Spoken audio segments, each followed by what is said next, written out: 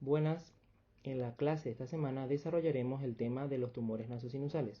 Soy el doctor José Reyes y mi tutor durante esta clase fue el profesor doctor Julio González. Los tumores benignos del tracto nasosinusal son un grupo de tumores histológicamente heterogéneo y de escasa frecuencia. Estos tumores se clasifican según sus características en fibroóseos, donde encontramos al osteoma, condroma, fibroma ossificante y displasia fibrosa, a los neuronales, donde encontramos al schwannoma, el neurofibroma y el meningioma, el amartomatoso, adenomatoide de epitelio respiratorio, vascular, el hemangioma, el glomangiopericitoma, el angiofibroma nasofaringeo juvenil y granuloma apiogénico, y también al papiloma invertido.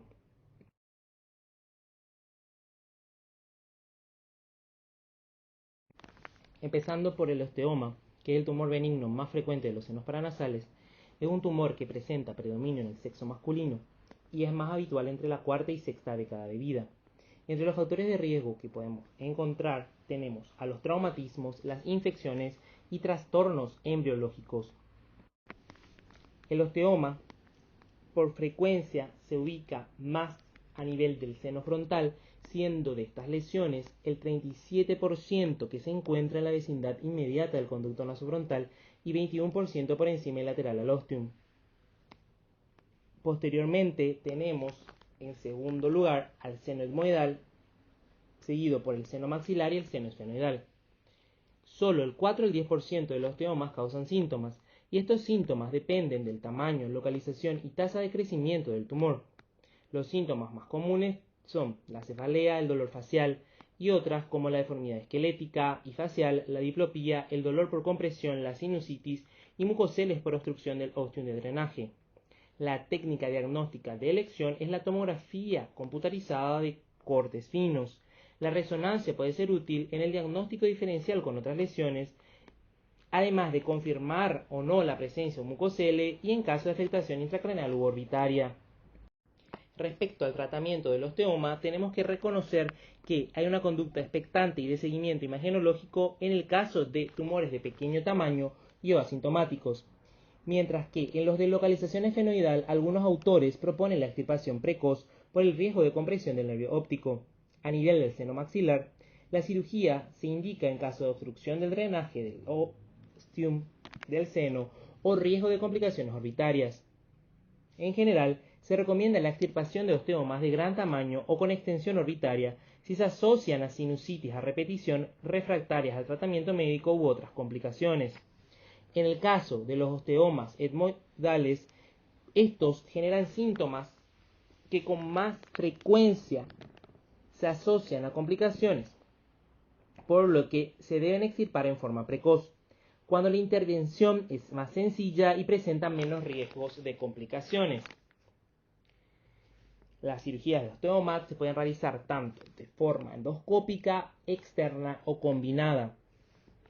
En las imágenes 1 y 2 vemos el abordaje externo supraciliar de un osteoma frontal, donde se puede observar el osteoma en el seno frontal. Y en la imagen 3, que es la imagen de abajo, encontramos un abordaje endoscópico de un osteoma de seno frontal derecho.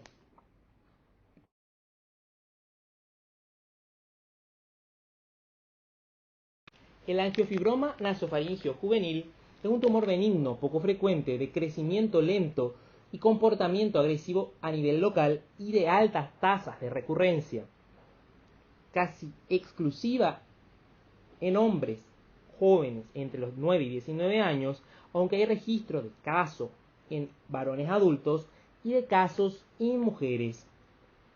La incidencia es aproximadamente de 1 en 150.000 habitantes, siendo aún mayor en países del Oriente Medio y la India. Existe una relación con factores hormonales y presenta un origen a nivel de la nasofaringe o la región posterolateral de la cavidad nasal y del agujero esfenopalatino.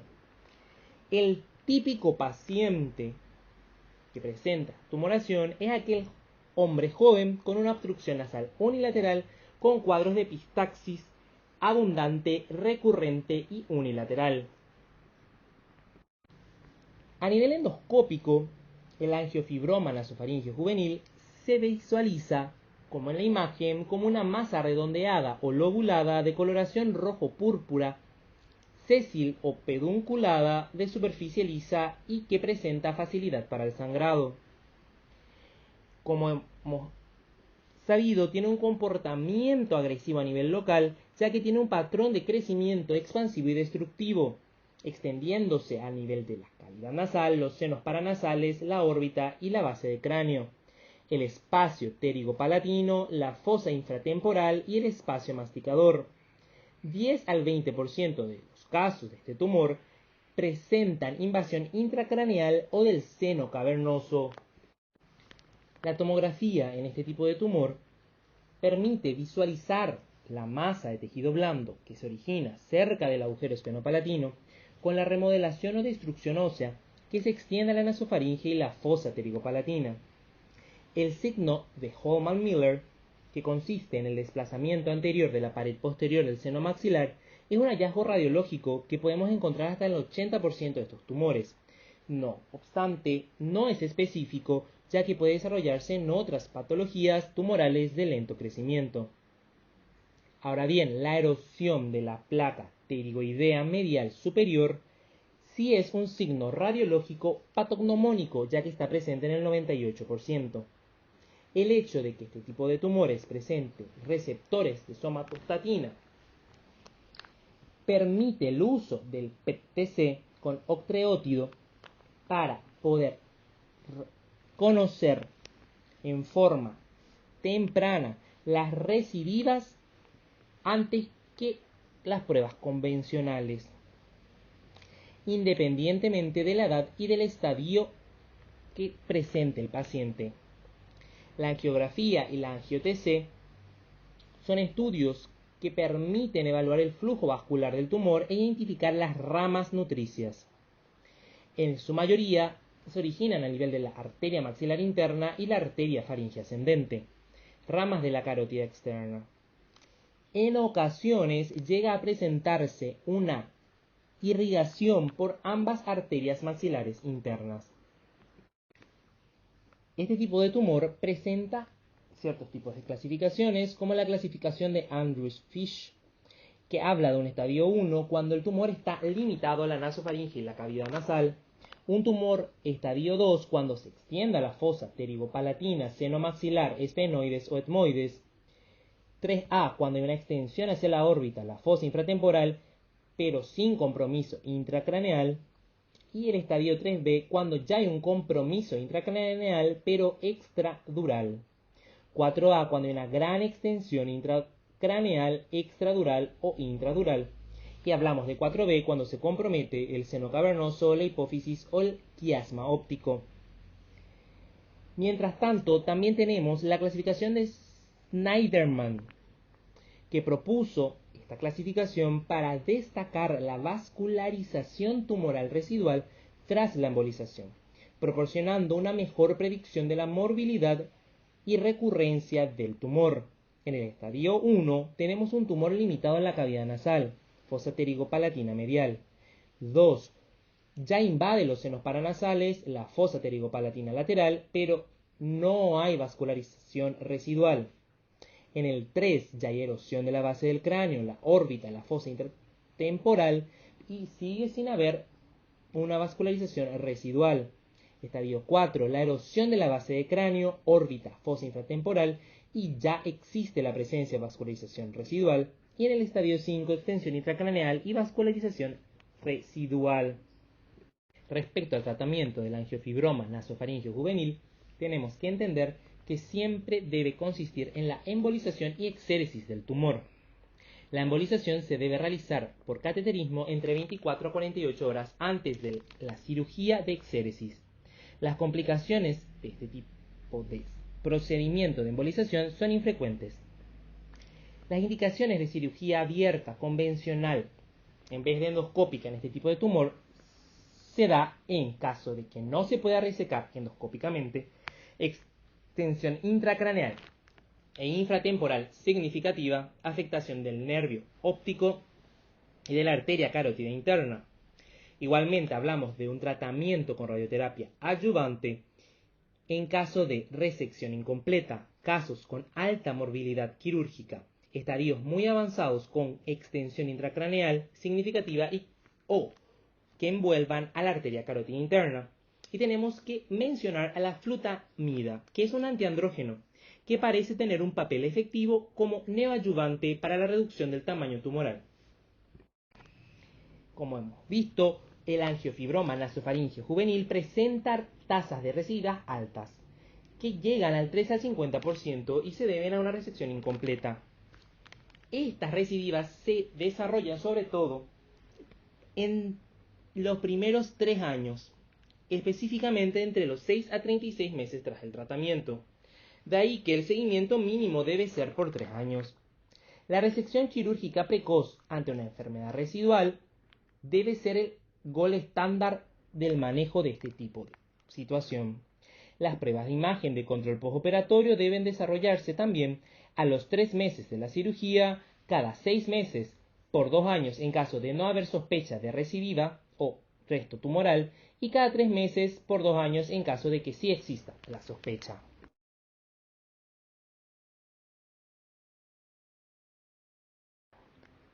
El papiloma invertido es una neoformación epitelial benigna que representa la proliferación papilomatosa del epitelio escamoso. En lugar de producir un crecimiento exofítico, se extiende hacia el interior de la mucosa en un patrón invertido y representa el 4% de los tumores benignos de la nariz.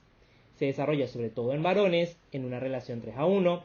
Se da en la quinta década de vida con más frecuencia y presenta una incidencia del 0,2 a 1,5 por cada 100.000 personas año. Presenta una tasa de recurrencia de la enfermedad y progresión a carcinoma de células escamosas asociado a la presencia de virus de papiloma humano 6, 11, 16 y 18. Y este tumor, a pesar de ser benigno, presenta un potencial de destrucción local, una elevada tasa de recurrencia y presenta riesgo de malignización. Los subtipos de papiloma invertido tenemos al papiloma invertido propiamente dicho o schneideriano, que es el más frecuente y que presenta focos de malignidad entre el 2 al 26% de los casos, papiloma de células cilíndricas u oncocíticas, el que presenta mayor riesgo de malignización, y el papiloma evertido o exofítico.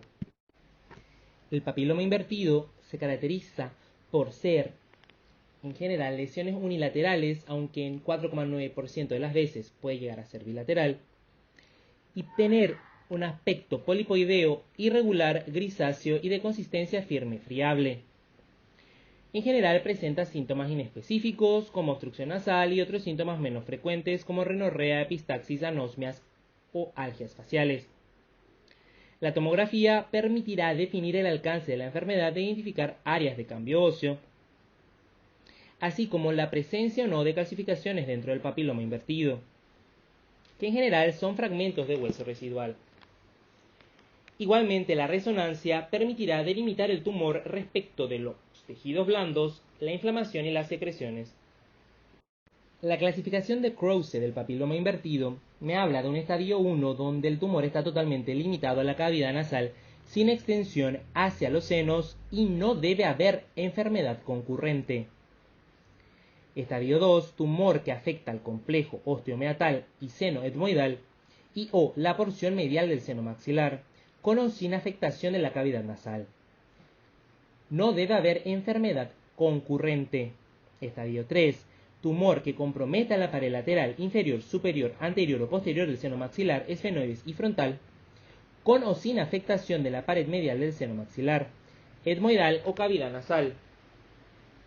No debe haber enfermedad concurrente.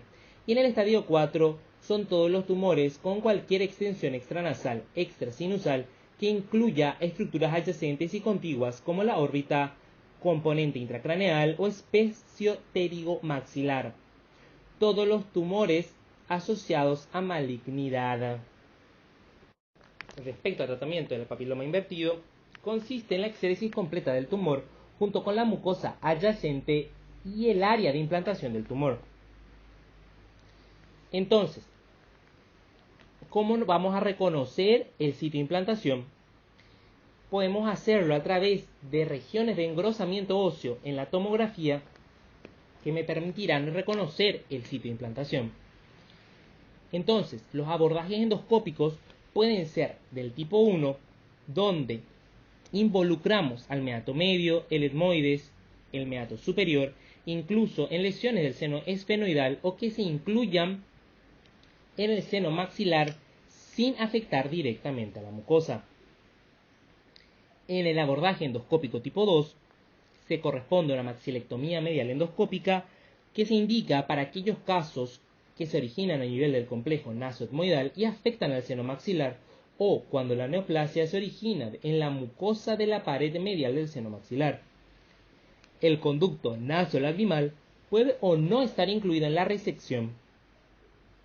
Y finalmente, en la imagen 3, vemos al abordaje endoscópico tipo 3, o operación de Sturman-Canfield o de Denker endonasal, que se recomienda en casos de que el papiloma comprometa la mucosa de la pared anterolateral y o posterior del seno maxilar, que requieren amplia exposición en todo el seno.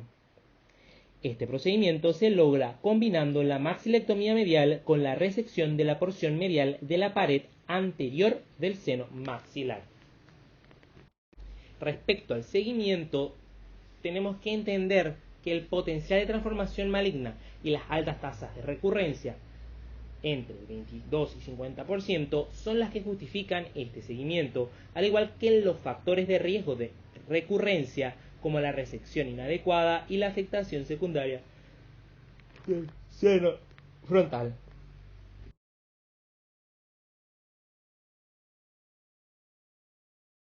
Los mucoceles no son tumores per se y representan el 10% de todas las lesiones de los senos paranasales y consisten en formaciones expansivas pseudoquísticas benignas, cuya pared está constituida por mucosa de cavidades sinusales normal, a pesar del contexto patológico.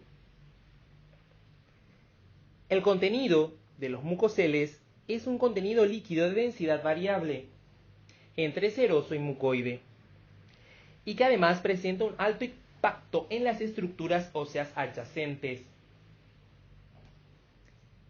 Esta afectación ósea se debe a dos vías de compromiso. Uno, el lento aumento de la presión interna del moco acumulado, que genera isquemia y necrosis de los tejidos vecinos, como el hueso, e igualmente la presencia de fibroblastos en la mucosa del mucocele, que en forma crónica están activados por el fenómeno inflamatorio y liberan factores osteolíticos que favorecen la remodelación ósea. Los mucoceles presentan una localización en forma más frecuente a nivel frontoetmoidal, seguido por la puramente frontal o etmoidal, luego maxilar y por último esfenoidal.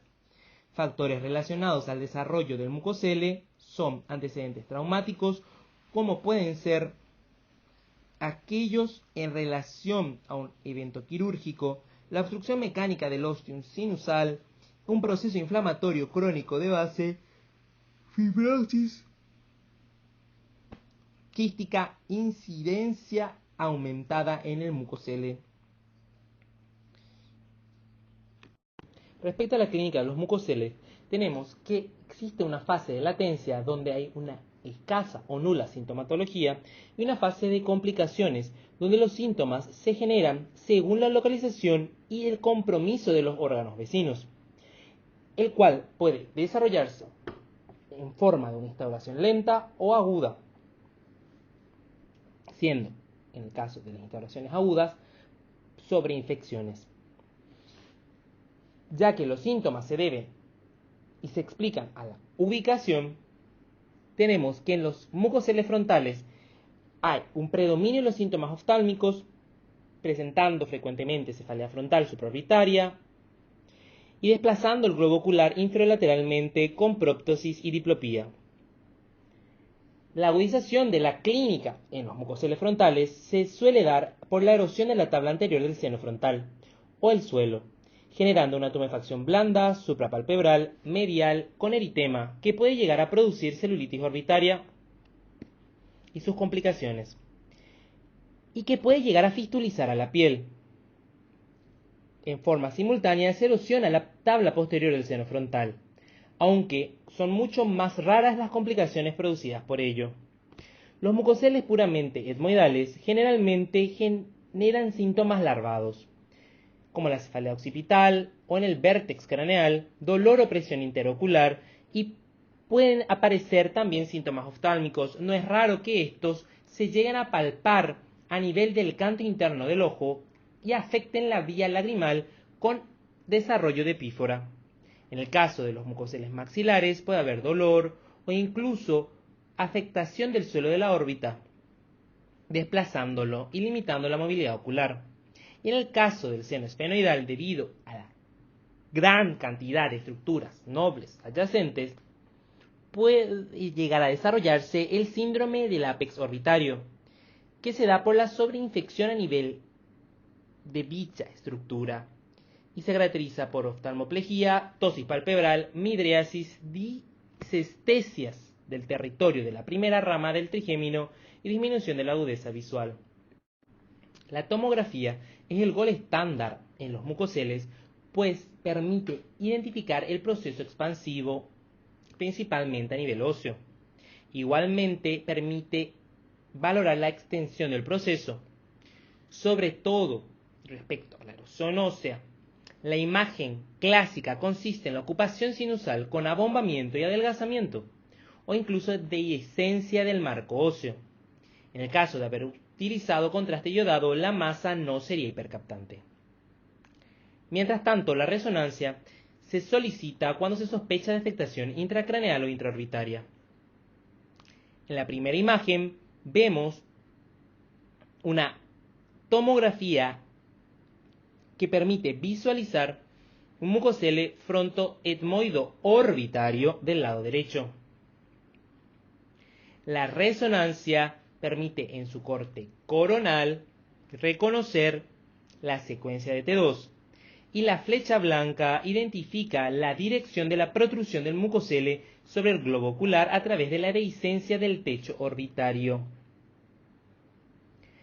Y en las otras dos imágenes vemos resonancias que permiten visualizar la dehiscencia de la tabla anterior del frontal y de la tabla posterior en relación con un mucocele frontoetmoidal.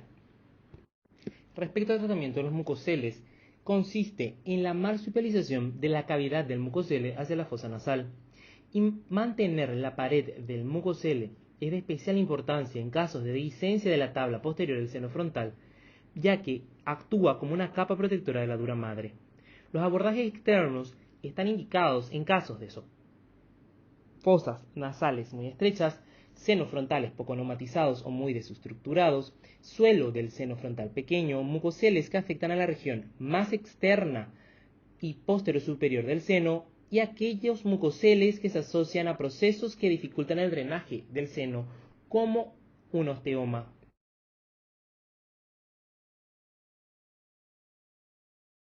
Respecto a los tumores malignos del tracto nasosinusal, tenemos que saber que constituyen el 3 al 5% de los cánceres de cabeza y cuello y menos del 1% del total de cánceres. Presenta una incidencia anual de 0,5 cada 100.000 habitantes y es más frecuente en el sexo masculino en una relación 2 a 1. Entre estas neoplasias malignas, las más frecuentes en orden decreciente son el carcinoma de células escamosas, el adenocarcinoma y el carcinoma adenoideo quístico. La neoplasia no epitelial más frecuente es el linfoma. La localización más frecuente es el seno maxilar, seguido de la cavidad nasal, el seno etmoidal y el seno frontal y esfenoidal.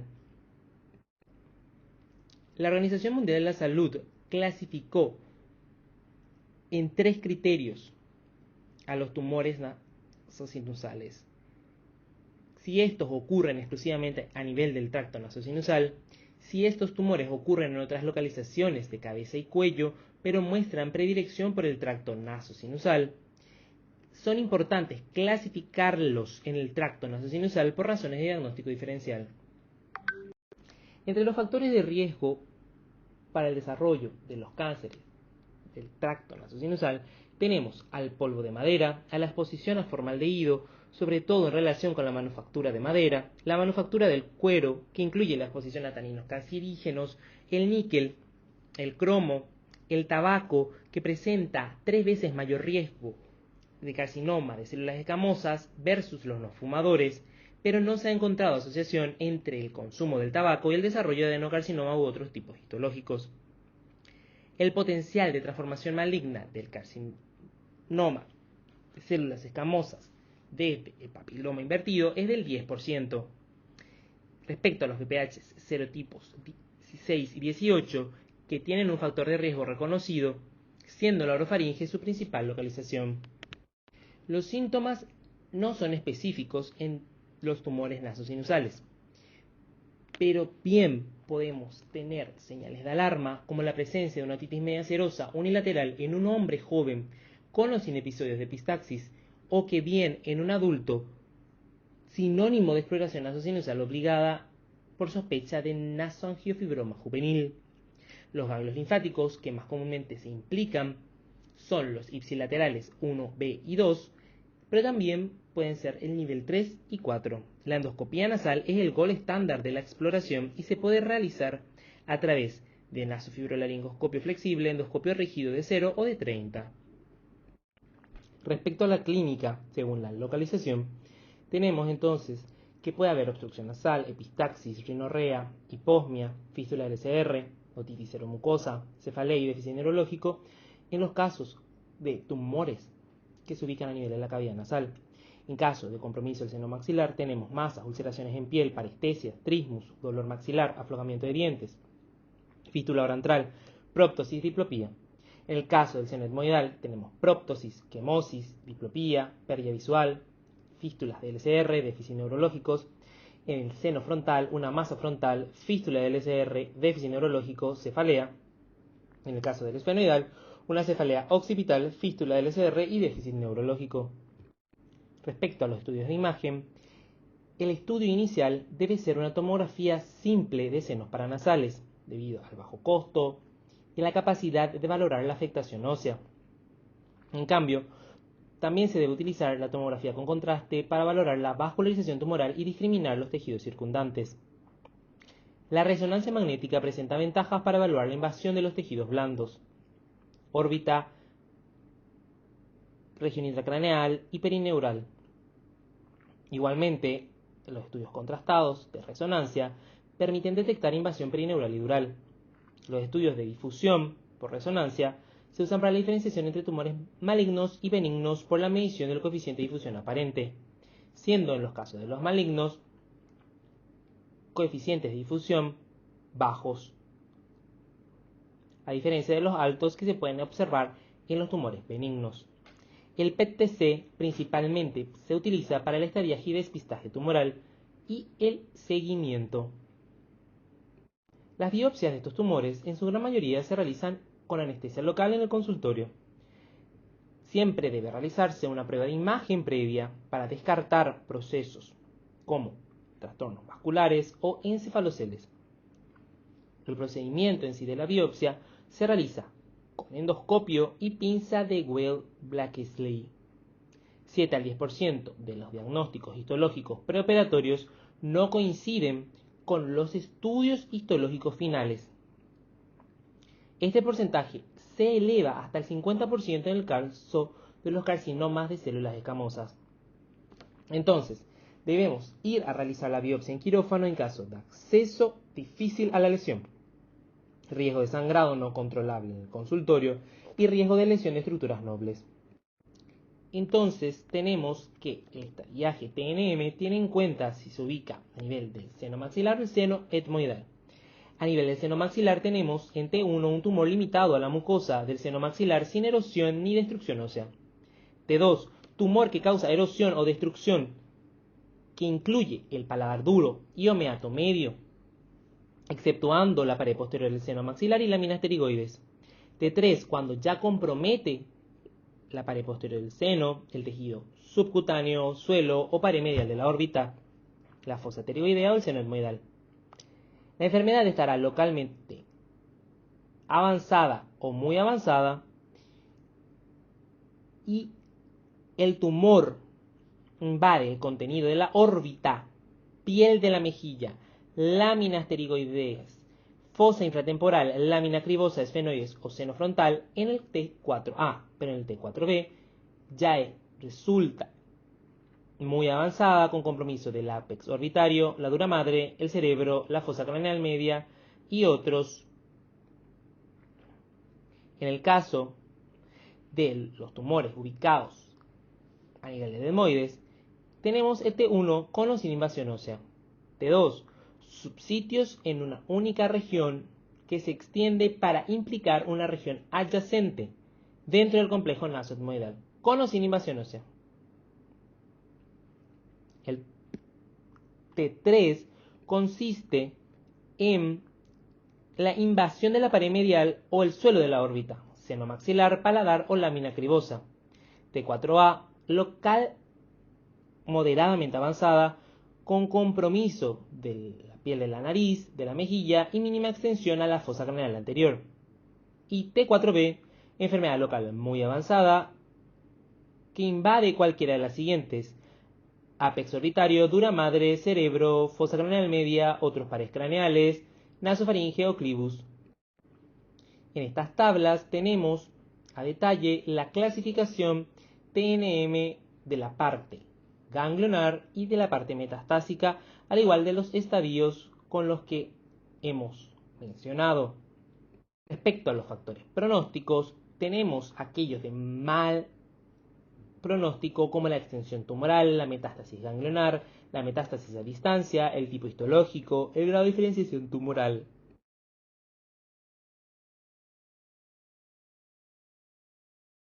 El carcinoma de células escamosas es la neoplasia más común de los tumores malignos del tracto nasosinusal. Presenta una incidencia de 0,32 casos por 100.000 habitantes año, 2 veces más frecuente en hombres, edad de aparición entre 60 y 70 años y una supervivencia media a los 5 años de 46 al 65%. Los factores de riesgo relacionados con el carcinoma son el formaldehído, el polvo de madera, el níquel, el cromo, VPH, serotipos de alto riesgo, virus de Epstein-Barr y presencia de papilomas invertidos. Respecto al formaldehído, polvo de madera, níquel y cromo, hay una asociación más baja de estos factores de riesgo con el carcinoma de células escamosas que su relación con el adenocarcinoma. El carcinoma de células escamosas presenta 3 tipos histológicos: el queratinizante, que es el más frecuente, 80% de los casos, el no queratinizante, 10 al 20%, y el sarcomatoide, menos del 5%. Las localizaciones más frecuentes son el seno maxilar, la cavidad nasal, el seno etmoidal, el seno frontal y el seno esfenoidal, en ese orden. Macroscópicamente, la lesión puede ser exofítica o endofítica, con varios grados de ulceración, necrosis o hemorragia. A la inmunistoquímica viene positivo P63, P40 y la citoqueratina. En caso de la presencia de P16 y de infección por VPH, habrá mejores tasas de respuesta al tratamiento, mayor supervivencia global y, a través de los estudios de tomografía y resonancia, se permitirá realizar el estadiaje clínico TNM. Respecto al tratamiento, implica una terapia multimodal según las directrices de la National Comprehensive Cancer Network, y como hemos visto, según la clasificación TNM, se define el tratamiento. Entonces, en los casos T1 y T2 se indica la radioterapia radical o una cirugía seguida de radioterapia adyuvante. En los casos T3 o T4A, quimioradioterapia definitiva o cirugía seguida de radioterapia postoperatoria. Y en los casos de T4B, se debe aplicar el performance status al paciente. Y según eso se indica quimioradioterapia en los casos de un performance status entre 0 y 1, o en el caso de un performance status grado 2, quimioradioterapia, radioterapia sola, y en el caso de un puntaje de 3, tratamientos paliativos o la inclusión a ensayos clínicos. La quimioterapia adyuvante se reserva a casos con características adversas como márgenes positivos, lesiones de alto grado, extensión extradural o intracraneal. La disección cervical se realiza solo en los casos de presencia de ganglios comprometidos.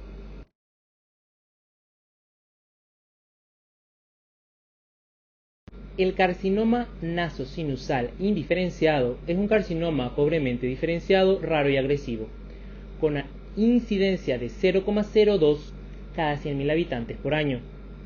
La edad media de aparición es en torno a los 50 a 60 años, con predominancia por el sexo masculino entre 2 a 3 con relación a 1 y también predominancia de la raza blanca. La cavidad nasal y los senos etmoidales son los asientos más frecuentes. Y algunas características de este tipo de carcinoma es la alta tasa mitótica, la necrosis tumoral, la ausencia de diferenciación glandular, la permeabilidad vascular prominente. No existe consenso para el tratamiento. Existe una estrategia trimodal que combina la cirugía con la radioterapia y la quimioterapia, que genera las mejores tasas de control locorregional del 64 más menos 20,5%.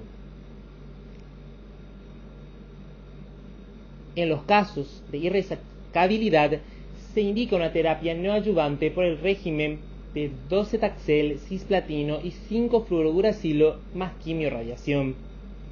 En los casos de metástasis cervical que alcanza el 15 al 30% de los casos independientemente del estadio T, se debe realizar el vaciamiento cervical. El tratamiento electivo del cuello N0 en estadios T3 y T4 permite mejor control regional y menos recaídas ganglionares en este agresivo tipo de carcinoma, que presenta tasas de control locorregional y metástasis a distancia del 80 al 33% respectivamente.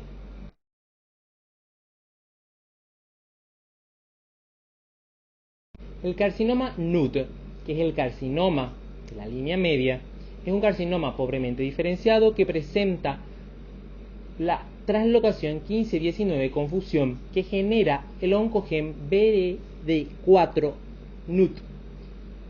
Este tipo de carcinoma tiene mayor frecuencia a nivel del mediastino, mientras que solo el 35% se desarrolla a nivel de la cabeza y el cuello, sobre todo el tracto nasosinusal 65%. La edad media de aparición es de 22 años con ligero predominio femenino. Existe una clínica inespecífica de una masa de rápido crecimiento.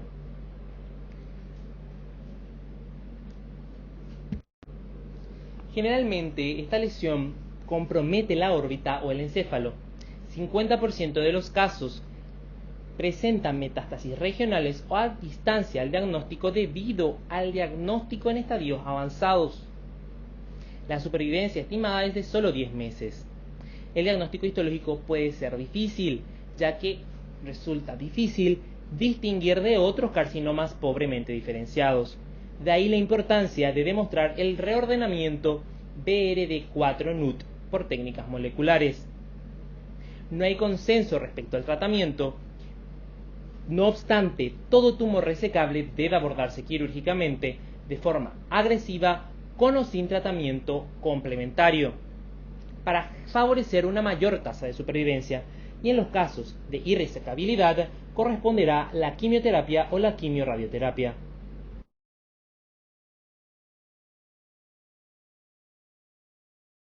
El adenocarcinoma nasosinusal es la tercera neoplasia de origen epitelial en frecuencia, con una incidencia de menos de un caso cada 100.000 habitantes en forma anual, con predominancia en el sexo masculino en una relación 4:1 y con una edad media de aparición de 60 a 65 años. La ubicación más frecuente es en el etmoides con 85% y en la parte superior de la cavidad nasal.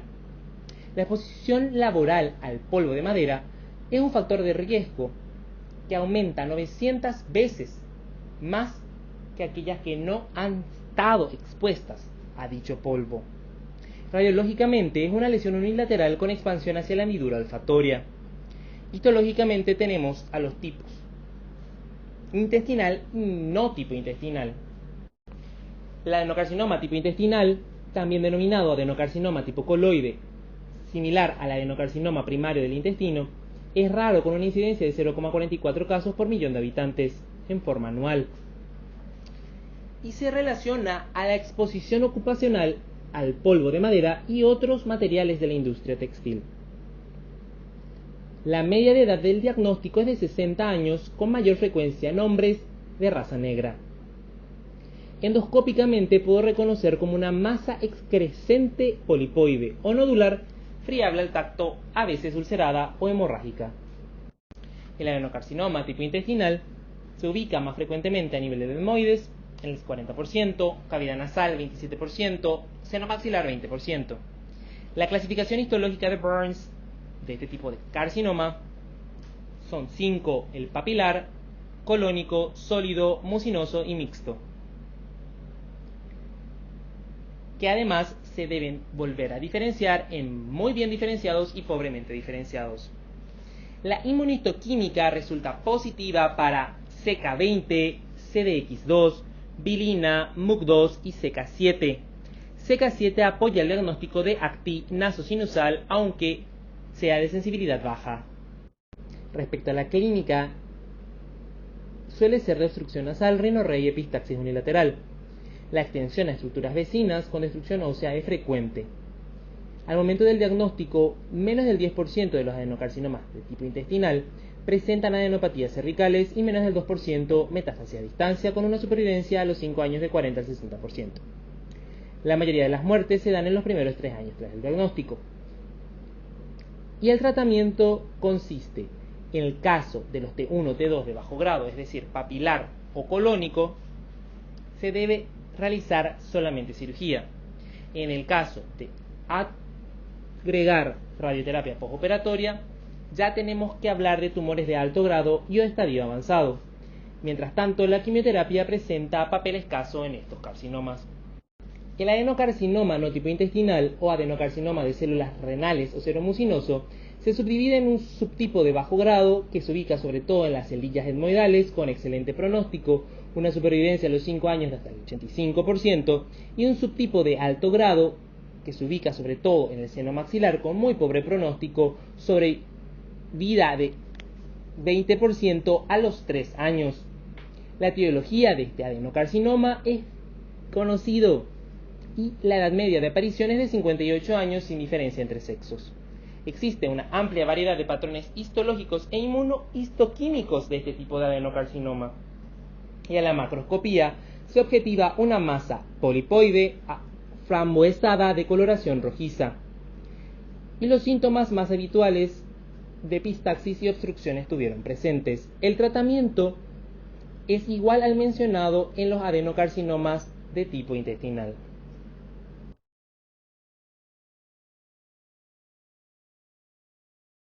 El carcinoma adenoideo quístico surge de las glándulas mucoserosas menores que se encuentran dentro de la mucosa nasosinusal por debajo del epitelio de tipo respiratorio.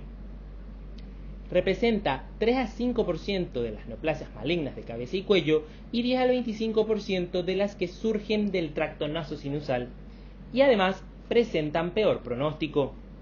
La supervivencia del 62% a los 5 años versus 90% de las que son originadas en las glándulas salivales. Además, el alto grado de invasión perineural al nervio maxilar, al nervio mandibular y al nervio ovidiano genera diseminación a estructuras vecinas. Debido a que este carcinoma es de crecimiento lento, presenta una clínica indolente con presencia ocasional de inflamación, masa facial, obstrucción nasal, epistaxis o algias faciales. Los patrones histológicos del carcinoma adenoideo quístico son el tubular y el cribiforme, que son de bajo grado, y además el sólido, que es de alto grado. Los factores de mal pronóstico son el estadio tumoral avanzado, una edad mayor a 55 años, la presencia de márgenes positivos postquirúrgicos y la localización primaria en seno frontal y esfenoidal de este tipo de carcinoma. Entonces, en el carcinoma adenoideo quístico tenemos que la resonancia es de elección por su mejor discriminación a la hora de evaluar la afectación perineural muy frecuente en este tipo de carcinoma. También el valor de la PET-TC es limitado por su baja actividad metabólica tumoral. Las tasas de recurrencia a nivel local y de metástasis a distancia en los estados avanzados llega al 30 y 38%. La cirugía radical con márgenes libres más radioterapia postoperatoria mejora la sobrevida en este tipo de carcinoma.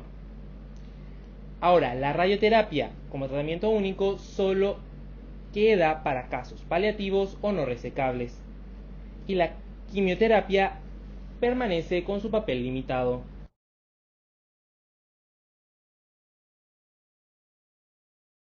Por último, tenemos al melanoma mucoso, que es un tumor maligno agresivo derivado de los melanocitos, que son células que no solo se encuentran a nivel de la piel, sino que también pueden migrar a las mucosas del tracto respiratorio, gastrointestinal y genitourinario. Este tipo de tumor maligno es raro, con una incidencia estimada del 0,8 al 3,7% del total de melanomas. Y debido a esta incidencia tan baja, es que para llegar al diagnóstico de un melanoma mucoso primario, se debe excluir que sea una metástasis de melanomas a nivel ocular y ocutáneo. La edad media del diagnóstico es de 60 a 70 años, con una predilección por varones, aunque no está claro si hay diferencias raciales. Existen altas tasas de mutación c-KIT CD117 en el 80% de los casos. Tenemos que saber que existe una etiología desconocida y se reconoce y está en estudio a la exposición ocupacional a formaldehído como un factor de riesgo. Otros factores de riesgo típicos para el melanoma cutáneo, como la radiación ultravioleta, no son considerados aquí. El diagnóstico, como ocasionalmente ya se realiza en un estadio avanzado, dificulta precisar el sitio de origen del melanoma. Los síntomas que podemos encontrar son epistaxis, obstrucción nasal, rinorrea, masa en vestíbulo, algias faciales, diplopía o proptosis. El melanoma mucoso tiene ciertos sitios donde se origina en forma más frecuente, empezando por la cavidad nasal, el tabique nasal, donde presenta características de mejor pronóstico, y la pared lateronasal. Respecto a la localización en los senos paranasales, tenemos al seno maxilar en primera instancia, etmoidal y frontal y esfenoidal terceros. Respecto al aspecto macroscópico del melanoma, es una masa polipoidea que puede presentar distintos colores, desde el negro, marrón, grisáceo, amarilla pálido, en el caso de los melanomas amelánicos. Respecto a los estudios de imagen, la tomografía no presenta hallazgos específicos, pero si bien puede permitir observar una masa uniforme con erosión ósea. Ahora bien, la resonancia sí suele mostrar un fuerte realce de contraste heterogéneo en este tipo de tumores, ya que presenta una red vascular rica y una hiperintensidad respecto a la corteza cerebral. Acá observamos como en el estadiaje TNM del melanoma mucoso no existe T1 ni T2, directamente empieza en T3 debido justamente a sus características agresivas. Y finalmente, el tratamiento del melanoma mucoso dependerá de su estadio.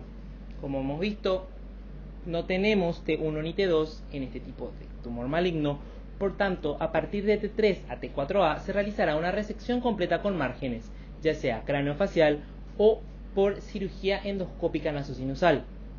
Igualmente, la radioterapia postoperatoria mejora el control local, pero no pareciera mejorar la supervivencia global. Y en los estadios T4B tendremos que evaluar ensayos clínicos o quimioradioterapia sola o combinada. Como hemos visto, la disección cervical se reserva solo para casos clínicamente positivos. Y a pesar del correcto tratamiento, tenemos un pronóstico no alentador con una supervivencia del 30% a 5 años